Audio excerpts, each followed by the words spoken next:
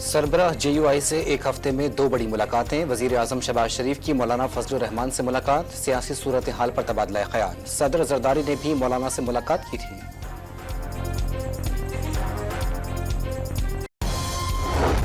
मुस्लिम league नून के सदर नवाज शरीफ ने कल हंगामी इजलास तलब कर लिया। इजलास में वजीर आजम शहबाज शरीफ, वजीर आला मरियम नवाज समेत विफाकी और सूबाई वज़रा और सीनियर लीगी क़यादत भी शिरकत करेगी।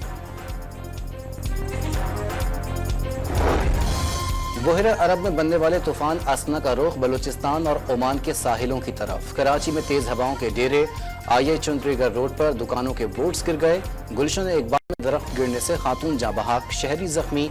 आज रात तेज बारिश की पेशगोई, शहरियों को रोकने के लिए सी व्यू पर पुलिस तैनात।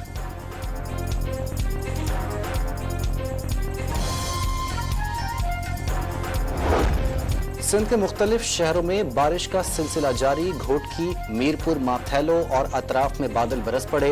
बलूचिस्तान में बारिश से बड़े पैमाने पर नुकसानात, 10 अजला आफत ज़दा करार। खैबर पख्तूनख्वा के इलाके दीर बाला में घर पर तोदा गिरने से 12 अफराद जाँ बहक। सैलाबी रेलों से कुमराट का ज़मीनी राब्ता मुनक़ता। वज़ीर आला की फंसे हुए अफराद को बरवक्त निकालने की हिदायत।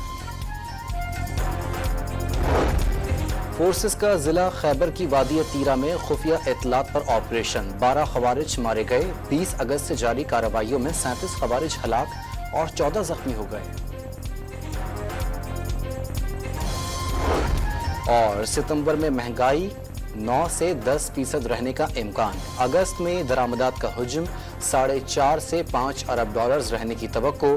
वजारत खजाना ने माहाना माशी आउटलुक रिपोर्ट जारी कर दी।